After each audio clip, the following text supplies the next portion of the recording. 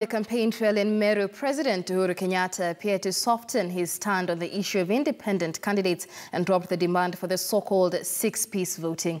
The president appealed to the independents and candidates from the Jubilee-affiliated party to rally for his re-election. And as Jeff Kirui now reports, the president also wrote off all his debts owed by coffee farmers in the region. The third day of Jubilee's vote hunt in the Mount Kenya region kicked off in Igoji, Imenti South constituency. And with the controversy still raging over the place of non-Jubilee candidates here, the president appeared to soften his six-piece stance. Sisi hatuna chuki na mtu yeyote. Na mimi najua, hata kama mimi napigia debe timu yangu hapa, najua kuna wengine wenu bado muko na timu ingine ambayo iko hapa Meru. Si ni kweli? Tuambiane ukweli, mimi sipendi kudanganyana.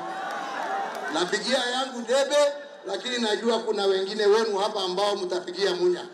Hata nyinyi mimi nimewaomba kura yenu. Tunaelewana? President Kenyatta and his deputy made stops at Ngubu, Kariene and Timau, culminating to a public rally at Meru Bus Park, where he wrote off coffee debts and announced a bailout for the troubled Meru Central Dairy Cooperative Union. Tunasikia mlikuwa na shida ingine zaidi, na ile union yenu inaitwa Meru Central, ambaye pia inadaiwa shilingi milioni 400. Mimi nasema ya kwamba kutoka leo hiyo deni pia tumeifutilia mbali, wakulima hawana deni hiyo tena. The election goodies kept flowing for the residents here. President Kenyatta commissioning the construction of a 20-kilometer road from Gadheri to Giaki. Na barabara zingine nyingi. Barabara ya kutoka Nkubu hapo kwenda Rubiri, hiyo barabara si mnajua inaanza. Barabara ile ya kutoka Kanyakine kwenda Mitungu, si mnaona barabara hiyo inaanza. Before issuing a title deed to the proposed Mariene University, a constituent of Meru University. Hii ni title deed ya shamba. Tunataka kazi sasa ianze, na muhakikisha kwamba kazi ikianza ya kujenga, kazi hiyo iende kwa hawa vijana ambao wako hapa waweze fanya kazi hiyo.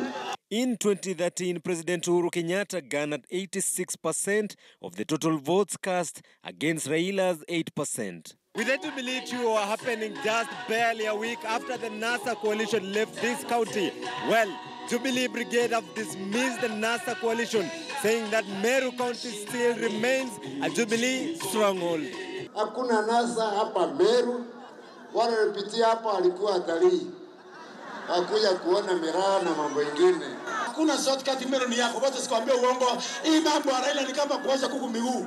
President Kenyatta and his team is tomorrow expected to head to Igembe and Tigania areas, where the opposition is said to have made some inroads as he drives his re-election bid. Jeff Kirui, KTN News from the county of Meru.